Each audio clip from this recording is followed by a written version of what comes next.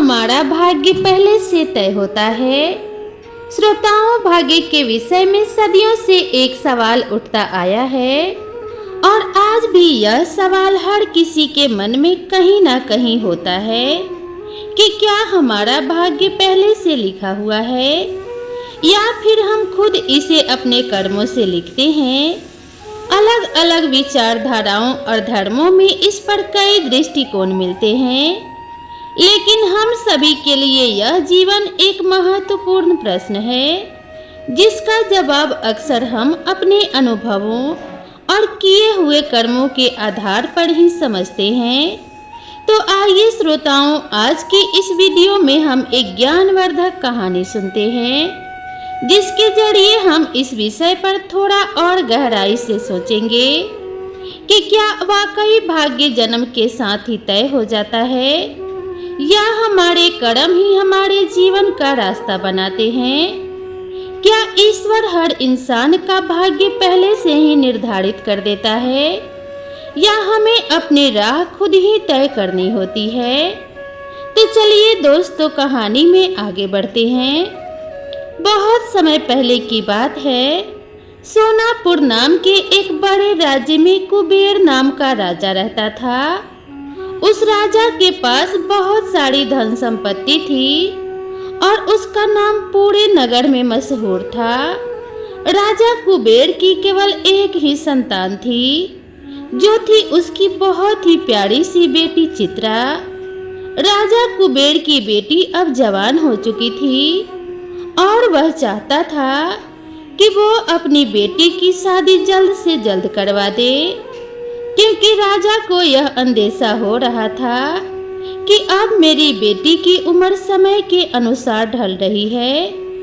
जब भी वह अपने बेटी से विवाह की बात करता तो उसकी बेटी यह कहकर मना कर देती कि पिताजी, मैं आपकी सेवा करना चाहती हूँ। फिर एक दिन राजा कुबेर ने अपने बेटी को समझा बुझाकर उसकी शादी दूसरे नगर के एक बहुत ही बड़े सेठ के साथ कर दी, जिसका नाम सेठ गौतम था। बेटी चित्रा घर से विदा हो गई तो राजा कुबेर ने चैन की सांस ली। वृद्धा अवस्था के कारण राजा कुबेर की मृत्यु हो गई, जिससे चित्रा को बहुत दुख हुआ। एक दिन की बात है, चित्रा का पति, जो एक प्रतिष्ठित सेठ था, उससे बोला, मेरी प्यारी पत्नी, मैं अपने बिजनेस को दूर दूर के कई राज्यों तक फैलाना चाहता हूँ और इसके लिए मुझे लंबे सफर पर जाना होगा। तुम चिंता मत करना, मेरे पीछे मेरा छोटा भाई सुरेश तुम्हारा पूरा ध्यान रखेगा। सेठ गौतम अपने कारोबार को बढ़ाने के लिए सफर पर निकल पड़ा। उसके भाई सुरेश की नीयत बिल्कुल भी अच्छी नहीं थी। दरअसल उसकी नीयत अपनी भाभी चित्रा के प्रति ठीक नहीं थी। बड़े भाई गौतम के जाने के बाद कुछ दिन तक तो उसने अपनी भाभी का अच्छे से ध्यान रखा, लेकिन धीरे धीरे उसका व्यवहार और आचरण बदलने लगे। जब भी वह चित्रा को अकेला पाता तो कहता, अब बड़े भाई को भूल जाओ, वे अब लौटकर इस राज्य में नहीं आएंगे, अब तुम मेरी हो जाओ।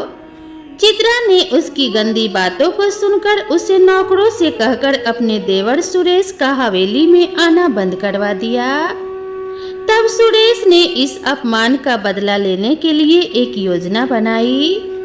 उसने चित्रा के घर में काम करने वाली एक दाई की सहायता से चित्रा की वह अंगूठी, जो उसे शादी के दिन उसके पति सेठ गौतम ने पहनाई थी, उस अंगूठी को चोरी करवा ली। सुरेश ने वह अंगूठी एक नौकर को दे दी और कहा, तुम इसे लेकर राज दरबार में जाओ और कहो कि यह अंगूठी चित्रा ने तुम्हें दी है और वह तुमसे बहुत प्रेम करती है। उस समय की परंपरा के अनुसार किसी महिला द्वारा अपनी शादी की अंगूठी किसी गैर मर्द को देना एक बहुत ही बुरी बात मानी जाती थी। सुरेश के कहे अनुसार उस नौकर ने राजा के दरबार में जाकर वह अंगूठी राजा को दिखाई। इस पर राजा सहित दरबार में बैठे सभी सदस्यों ने ये मान लिया कि चित्रा ने अपने पति के साथ धोखा किया है। उस राज्य के कानून बहुत सख्त थे। राजा ने तुरंत सिपाहियों को भेजकर चित्रा को गिरफ्तार करने का आदेश दिया। चित्रा ने अपनी बेगुनाही के लिए राजा से बहुत प्रार्थना की, पर किसी ने उसकी बात नहीं मानी। उसे उसी समय उस राज्य से निकाल देने का दंड दे दिया गया। राजा के सिपाही चित्रा को पकड़कर किसी दूसरे राज्य के बाहर एक घने जंगल में छोड़ आए। अंधेरा काफी हो चुका था। चित्रा पूरे दिन भूखी प्यासी तड़प रही थी। वह जंगल में एक पेड़ के नीचे बैठ गई।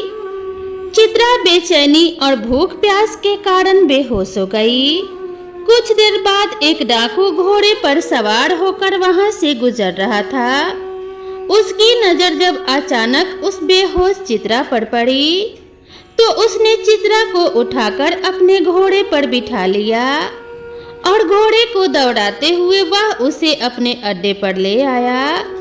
जब चित्रा को होश आया तो उसने डाकू से पूछा, मैं कहाँ पर हूँ और आप कौन हैं?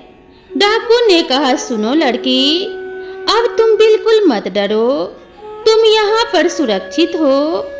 उस घर में डाकू के अलावा उसकी पत्नी और एक 5 साल का बेटा भी था। डाकू का एक नौकर भी था जो उसके घर के सारे कामकाज और देखभाल किया करता था। डाकू की पत्नी ने पूछा, यह लड़की कौन है? डाकू ने जवाब दिया, यह बेचारी किस्मत की मारी और बेसहारा है। यह पास के जंगल में बेहोश पड़ी थी। मुझे इसे देखकर दया आ गई, इसीलिए मैंने इसे यहाँ ले आया। चित्रा अब डाकू के घर पर रहने लगी और डाकू के परिवार से काफी घुल मिल गई। इसी दौरान डाकू का नौकर एक दिन चित्रा को अकेला पाकर कहने लगा, तुम डाकू के खजाने से कुछ सोने चांदी हीरे जवाहरात चुरा कर मुझे दे दो, इसमें तुम्हारा भी फायदा होगा और मेरा भी। लेकिन चित्रा ने इससे साफ इनकार कर दिया। गुस्से में आकर नौकर बोला, ए लड़की, मेरी बात न मानने की सजा तुम्हें जरूर मिलेगी। यह डाकू जो तुम्हें आज अपनी बहन मानता है, देखना एक दिन तुम्हारी जान का दुश्मन बन जाएगा। अब उस नौकर ने चित्रा से बदला लेने की योजना बना ली। एक रात जब डाकू घर पर नहीं था तो नौकर ने मौका पाकर डाकू के सोए हुए बेटे की चाकू से हत्या कर दी और खून से सना हुआ चाकू चुपचाप चित्रा के तकिए के नीचे रखकर चला गया। सुबह जब डाकू घर वापस आया तो उसने अपने बेटे को मरा हुआ पाया। यह देखकर डाकू की आंखें खुली की खुली रह गई, मानो उसका कलेजा ही फट गया। उसकी पत्नी जोर जोर से चिल्लाने लगी। तभी वह नौकर भागता हुआ आया और कहने लगा, मालिक, आपके बेटे की ऐसी हालत किसने की? किस दुष्ट ने इस मासूम को मौत के घाट उतार दिया? अगर मुझे इसका पता चल जाए तो मैं उस हत्यारे को जिंदा नहीं छोड़ूंगा।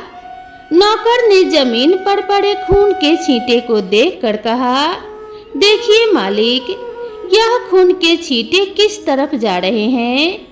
फिर वह खून के छींटों का पीछा करते हुए डाकू को चित्रा के कमरे में ले आया। नौकर चिल्लाकर कहने लगा, मालिक, इस दुष्ट लड़की ने आपके बेटे की हत्या की है। यह खून के छींटे साबित कर रहे हैं कि हत्या इसी लड़की ने की है। चित्रा के बिस्तर की तलाशी ली गई तो खून से सना हुआ चाकू उसके तकिए के नीचे से मिला। अब नौकर जोर जोर से चिल्लाने लगा, मैं इस लड़की को मौत के घाट उतार दूंगा। डाकू ने उसे रोका और चित्रा से पूछा, तुमने मेरे बेटे को क्यों मारा? चित्रा ने जवाब दिया, परमात्मा जानता है कि मैं पूरी तरह बेकसूर हूँ। मैंने आपके बेटे को नहीं मारा। भला मैं आपके बेटे को क्यों मारूंगी? मेरी आपसे क्या दुश्मनी है? आपने तो मुश्किल समय में मेरी सहायता की थी। मैं आपके साथ ऐसा क्यों करूंगी? चित्रा की बातों को सुनकर डाकू को भी विश्वास हो गया कि वह उसके बेटे को नहीं मार सकती। लेकिन डाकू की पत्नी कहने लगी, अब जो भी हो, यह लड़की मेरी आंखों के सामने नहीं रह सकती, वरना मैं जीते जी मर जाऊंगी। या तो इस घर में अब यह लड़की रहेगी या फिर मैं। तब डाकू ने चित्रा से कहा, देखो बहन, एक बार तो मैं मान सकता हूँ कि तुमने मेरे बेटे को नहीं मारा, लेकिन अब तुम इस घर में नहीं रह सकती। तुम्हें इस घर को छोड़कर जाना होगा। फिर डाकू ने 500 असरफियों से भरी हुई एक थैली चित्रा को देते हुए कहा, तुम यह धन अपने पास रख लो, यह तुम्हारे बहुत काम आएगा, क्योंकि मैं तुम्हारी हालत समझ सकता हूँ। चित्रा कहने लगी, मुझे धन की कोई आवश्यकता नहीं है। मैंने अपने पिता के घर में बचपन से ही बहुत धन देखा है। पर डाकू कहने लगा, नहीं बहन, किसी भी बुरे समय में यह तुम्हारे काम आएगा, इसलिए तुम इसे रख लो। चित्रा ने वह थैली अपने पास रख ली और कहने लगी, मैं ईश्वर से प्रार्थना करूंगी कि एक न एक दिन आपको उस हत्यारे के बारे में मालूम पड़ जाए कि मैंने आपके बेटे की हत्या नहीं की। इतना कहकर चित्रा वहां से मायूस होकर चली गई। कुछ दूर चलते चलते चित्रा जब एक दूसरे नगर में पहुंची तो उसने देखा कि बहुत से लोग एक नौजवान युवक को जंजीरों में जकड़े हुए लेकर जा रहे थे। लोगों से पूछताछ करने पर पता चला कि उस युवक ने कई लोगों से कर्ज ले रखा था और अब वह उसे वापस नहीं कर पा रहा था। इसी कारण से लोग उसे दंड देने के लिए जंजीरों में बांध कर ले जा रहे थे। चित्रा ने पूछा, इस युवक पर कितना कर्जा है? लोगों ने बताया कि कम से कम 500 सोने की असरफियों का कर्ज है।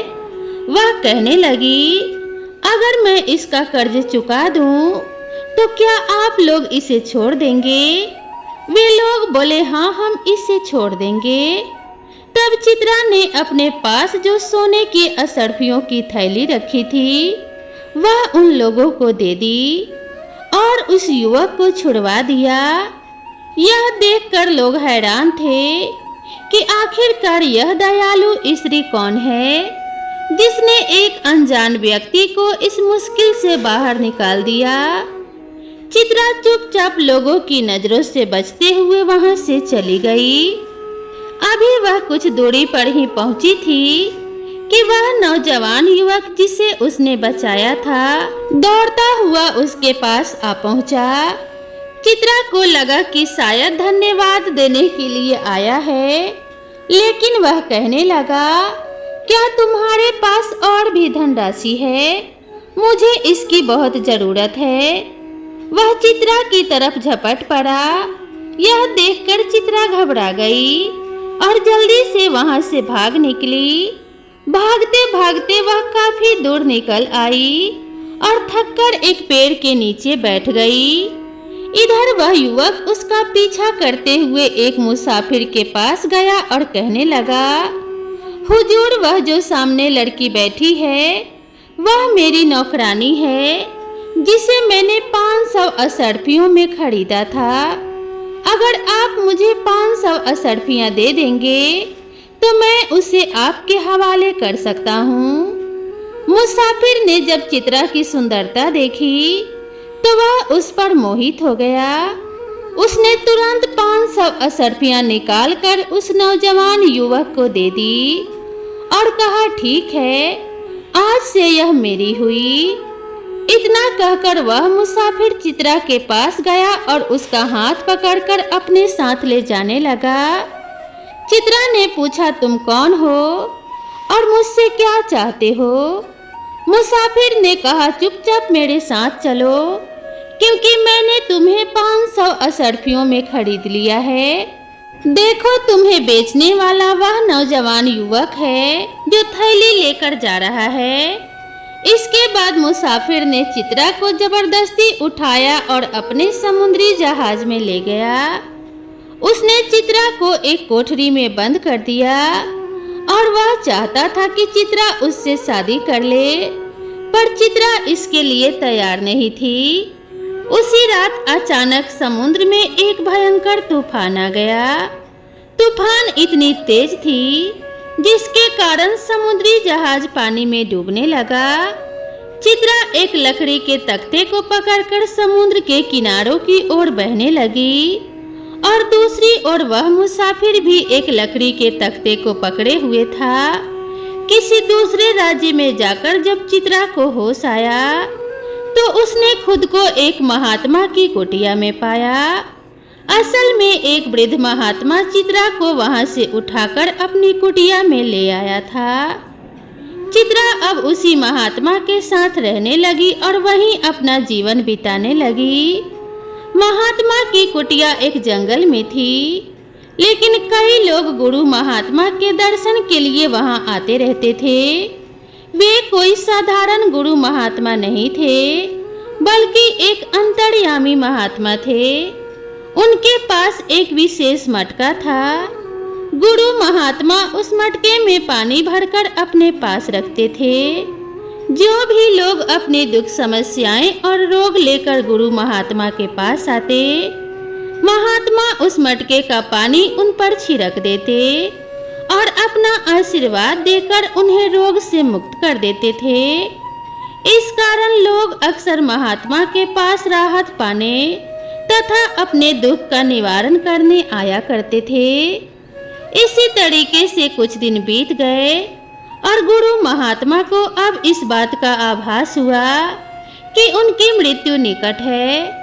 तो उन्होंने चित्रा को वह मटका देते हुए कहा, मेरी मृत्यु के बाद यह मटका तुम अपने पास रखना।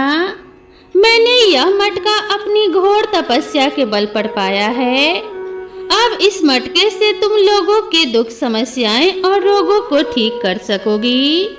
इस मटके में पानी भरकर जब तुम लोगों पर छिड़काव करोगी तो उनकी समस्याएं दूर हो जाएंगी और साथ ही उनके सभी दुख दर्द दूर हो जाएंगे। लेकिन मेरी एक बात याद रखना, इसका उपयोग केवल परोपकार के लिए ही करना है, अपने निजी स्वार्थ के लिए नहीं। चित्रा ने कहा कि ठीक है बाबा, मैं आपको वचन देती हूँ, मैं सभी नियमों का पालन अवश्य करूंगी। कुछ दिन बाद गुरु महात्मा की मृत्यु हो गई। चित्रा ने वह मटका अपने पास रख लिया और महात्मा की कुटिया और जंगल को छोड़कर आगे बढ़ चली। सफर तय करते हुए चित्रा अब एक ऐसे राज्य में जा पहुंची जहां पर सिर्फ स्त्रियों का ही राज था। उस राज्य की डोर एक रानी के हाथों में थी और वहां केवल स्त्रियों का ही वर्चस्व था। किसी भी पुरुष का वहां पर आना जाना नहीं था और किसी भी पुरुष का वहां जाना नियमों के विरुद्ध था। जब चित्रा उस राज्य में पहुंची तो उसके दुख और तकलीफों को सुनकर वहां की स्त्रियों ने उसे वहां रहने की अनुमति दे दी। अब चित्रा वहीं एक छोटी सी कुटिया बनाकर रहने लगी और गुरु महात्मा के दिए हुए मटके से लोगों की मदद करने लगी। वह उस राज्य के लोगों के दुख, दर्द और बीमारियों को दूर करने लगी। जब वहां की रानी को इस बारे में जानकारी मिली तो उसने चित्रा को अपने महल में बुलाया और कहा, बेटी, तुम्हारी जैसी ईमानदार और नेक दिल स्त्री के लिए इस महल में जगह है। तुम यहीं रहो और लोगों के दुख, दर्द और उनकी बीमारियों को दूर करो। चित्रा अब रानी के महल में रहने लगी। समय बीतने के साथ रानी की उम्र ढलने लगी। उसने चित्रा को अपना उत्तराधिकारी घोषित कर दिया और पूरे दरबार में घोषणा कर दी कि अपनी मृत्यु के बाद चित्रा ही इस राज्य की रानी बनेगी। कुछ समय बाद रानी का निधन हो गया और प्रजा की सहमति से चित्रा को राज्य की रानी बना दिया गया। अब चित्रा की ख्याति दूसरे राज्यों तक भी पहुंचने लगी कि वह लोगों के दुख दर्द और बीमारियों को दूर कर सकती है। अब आसपास के राज्यों से भी कई लोग चित्रा के पास अपनी बीमारियों का इलाज कराने के लिए आने लगे। बदले में वे उसे ढेरों आशीर्वाद और दुआएं देकर जाते थे। इस राज्य में अब अन्य राज्यों से पुरुष भी आ सकते थे, लेकिन केवल अपना इलाज कराने के उद्देश्य से, और इलाज के बाद उन्हें वापस लौटना पड़ता था। एक दिन चित्रा को खबर मिली कि राज्य की एक सराय में 6 मुसाफिर आकर ठहरे हुए हैं। अगले दिन जब वह 6 मुसाफिर राजमहल में पहुंचे, तब चित्रा ने अपने कक्ष की खिड़की से उन 6 राहगीरों को देखा। चित्रा ने उन 6 मुसाफिरों को पहचान लिया था, इसीलिए उसने यह निर्णय लिया कि जब वह उन 6 मुसाफिरों को इलाज के लिए बुलाएगी तो वह अपना चेहरा नकाब से ढक कर रखेगी। उन 6 मुसाफिरों को चित्रा के दरबार में प्रस्तुत किया गया। चित्रा ने अब की बार होशियारी से अपना चेहरा एक नकाब से ढक लिया और उन मुसाफिरों से उनकी तकलीफ के बारे में पूछा। सबसे पहले 2 मुसाफिर आगे बढ़े, जिनमें से एक ने कहा, रानी साहिबा, मैं अपने छोटे भाई से बहुत प्यार करता हूँ। मैं उसका इलाज करवाने के लिए आया हूँ। मेरा छोटा भाई अंधा हो गया है।